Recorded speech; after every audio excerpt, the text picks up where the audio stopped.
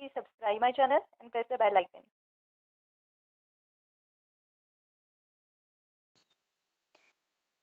Hello students, welcome to study dive. आज का first question है the reason for a swimming pool to appear less deep than the actual depth is. जो swimming pool है हमें कम गहरा दिखाई पड़ता है उसकी एक्चुअल डेप्थ से, रिफ्रैक्शन की वजह से, लाइट स्कैटरिंग की वजह से, रिफ्लेक्शन की वजह से या फिर इंटरफेरेंस की वजह से। तो इसका क्या रीज़न हो जाएगा? वन, रिफ्रैक्शन की वजह से। रिफ्रैक्शन क्या है? जब रे ऑफ लाइट क्या करती है, एक मीडियम से दूसरे मीडियम में एंटर करेगी तो अपना पाथ क्या कर देती है? चेंज कर देती है। उसको क्या बोलेंगे हम? रिफ्रैक्शन। नेक्स्ट है the energy emitted by the sun is due to. जो सन है वो कंटिन्यूसली रेडिएशन की फॉर्म में एनर्जी एमिट करता है केमिकल रिएक्शन की वजह से, न्यूक्लियर फिजन की वजह से, न्यूक्लियर फ्यूजन की वजह से, या ऑल ऑफ द अबव। तो इसका राइट आंसर हो गया थ्री, न्यूक्लियर फ्यूजन की वजह से। फ्यूजन क्या है? जब टू और more than two atomic nuclei मिलके क्या बनाते हैं? एक या एक से ज़्यादा एटॉमिक न्यूक्लियाई बनाते हैं, उसे क्या बोलेंगे? फ्यूजन। और फ्यूजन क्या चीज़ आ जाएगी? जब एक एटम न्यूक्लियस स्प्लिट होता है टू डिफरेंट टाइप के एटॉमिक न्यूक्लियाई में, उसे क्या बोलेंगे हम? फ्यूजन बोलेंगे। ठीक है। नेक्स्ट है where does hydro electric energy come from. जो हाइड्रो इलेक्ट्रिक एनर्जी है वो कहाँ से आती है? एयर से, वाटर से, सन से या फिर लाइट से। तो हाइड्रो इलेक्ट्रिक एनर्जी और क्या बोलते हैं हम? Hydro electric power. ठीक है, या हाइड्रो इलेक्ट्रिसिटी भी बोलते हैं। कहाँ से मिलती है हमें ये? वाटर से। ठीक है, वाटर की एनर्जी से, उसके मोशन की वजह से क्या प्रोड्यूस होती है? हाइड्रो इलेक्ट्रिक पावर या हाइड्रो इलेक्ट्रिक एनर्जी। नेक्स्ट है red is used as an danger signal because. जो रेड कलर है उसको डेंजर सिग्नल्स में यूज़ किया जाता है। इसका क्या रीज़न है? कि ये स्ट्राइकिंग कलर है, इसकी वेवलेंथ स्मॉल है, या ये लीस्ट स्कैटर करता है, या इसकी मोर फ्रीक्वेंसी है। तो जो रेड कलर है उसका यूज़ डेंजर सिग्नल में होता है क्योंकि ये क्या करता है?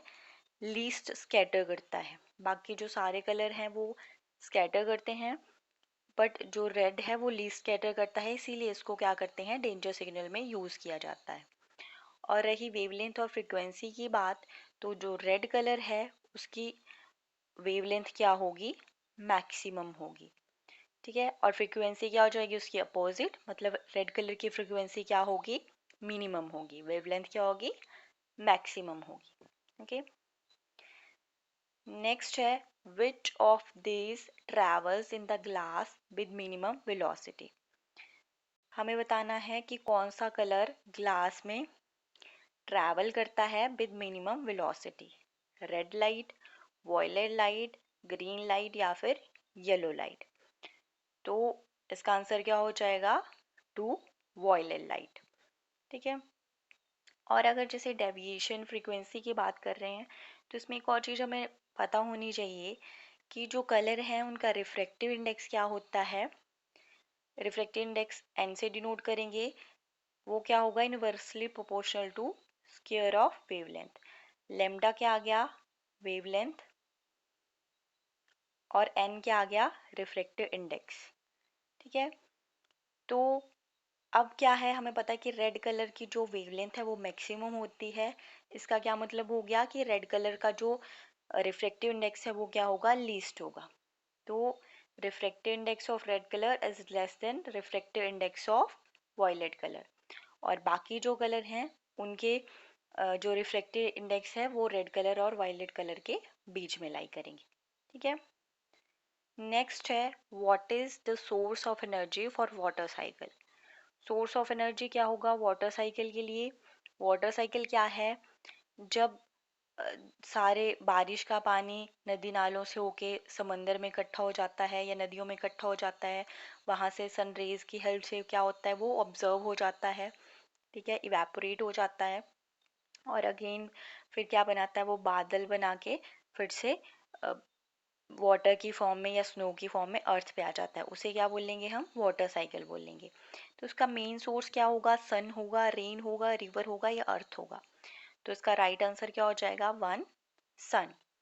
ओके, क्योंकि सन की हीट की वजह से जो वाटर है वो इवेपोरेट होता है, तो source of energy for water cycle क्या हुआ, sun is the right answer.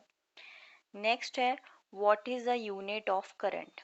Current की यूनिट क्या है, एम्पियर, वोल्ट, न्यूटन या फिर watt. So one is the right answer, current की यूनिट क्या होगी, एम्पियर होगी।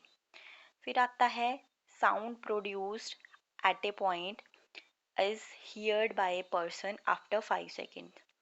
कोई साउंड प्रोड्यूस हो रही है किसी पॉइंट पे, ठीक है, मान लो इस पॉइंट पे, फिर एक पर्सन है, वो उसे सुनाई देती है 5 सेकेंड के बाद, ठीक है। while the same sound is heard by another person after 6 second. ये मान लो ए पर्सन है और बी पर्सन को कब सुनाई देती है, आफ्टर 6 सेकेंड, ठीक है। तो if speed of sound is 300 metre per second, what would be the maximum and minimum distances between the two person। अगर क्या दी है, स्पीड ऑफ साउंड क्या है, 300 मीटर पर सेकेंड है, तो हमें बताना है कि मैक्सिमम और minimum distances between the two person क्या होगा, ठीक है। तो इसके लिए हमें फॉर्मूला पता होना चाहिए। जब मैक्सिमम और मिनिमम डिस्टेंस की बात आएगी तो फॉर्मूला क्या यूज़ करेंगे, फॉर्मूला हमारे पास आ जाएगा, distance is equal to velocity into time. और जब मैक्सिमम मिनिमम की बात आई तो मैक्सिमम के केस में हम क्या करेंगे, वेलोसिटी सेम रहेगी, टाइम जो होगा t1 प्लस t2 कर देंगे, ठीक है। तो t1 मान लो यहाँ पे 6 है, t2 क्या है, 5 है, वेलोसिटी क्या है, 300 है। तो 6 माइनस 5 हो गया, 6 प्लस 5 हो गया, सॉरी। तो आंसर हमारे पास क्या आ जाएगा, इसको ऐड कर देंगे, ठीक है, 11 बन जाएगा, और ये 3300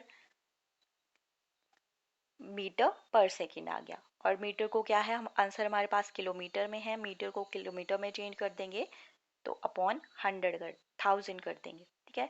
तो आंसर क्या आ जाएगा हमारे पास, 3.3 किलोमीटर। और वैसे ही जब मिनिमम डिस्टेंस की बात आती है तो उसके लिए कौन सा फॉर्मूला यूज़ करेंगे, V into t1 minus t2, ठीक है। v क्या है, 300 है, t1 माइनस t2 1 हो गया, ठीक है, अगेन 300 अपॉन 1000 कर दिया, तो आंसर क्या आ गया, 0.3 किलोमीटर। सो राइट आंसर क्या चीज़ आ जाएगी हमारे पास, 3.3 किलोमीटर मैक्सिमम डिस्टेंस हो गया, और 0.30 किलोमीटर क्या हो गया, मिनिमम डिस्टेंस। आपको क्या करना है, ये फॉर्मूला याद रखना है, ठीक है। और सिंपली जब डिस्टेंस, वेलोसिटी या टाइम पूछा हो तो क्या करोगे आप, distance is equal to velocity या स्पीड इनटू टाइम कर सकते हो, ठीक है। और जब मैक्सिमम और मिनिमम डिस्टेंस की बात आती है तो आप क्या, t1 plus t2 and t1 minus t2 वाला फॉर्मूला यूज कर सकते हो, ओके। तो इसका वन क्या हो गया, राइट आंसर हो गया। नेक्स्ट है, intensity of sound at a point is dash its distance from the source. जो इंटेंसिटी ऑफ साउंड है वो डायरेक्टली प्रोपोर्शनल टू डिस्टेंस होगी, इनवर्सली प्रोपोर्शनल टू डिस्टेंस होगी, या directly proportional to square of distance होगी, या inversely proportional to square of distance होगी।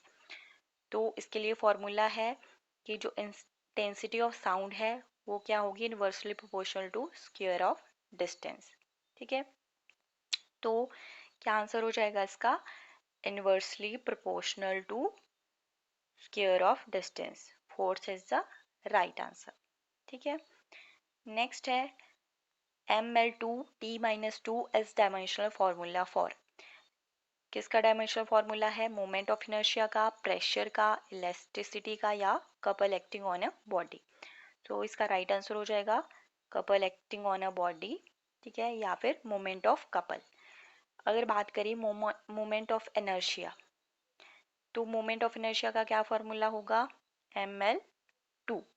और प्रेशर का क्या फॉर्मूला हो जाएगा, ml minus one T minus two is dimensional formula for pressure.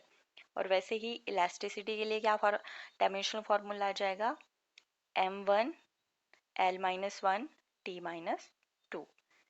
ठीक है, तो आज के लिए लास्ट क्वेश्चन था। Thank you. Like my video and please subscribe the channel.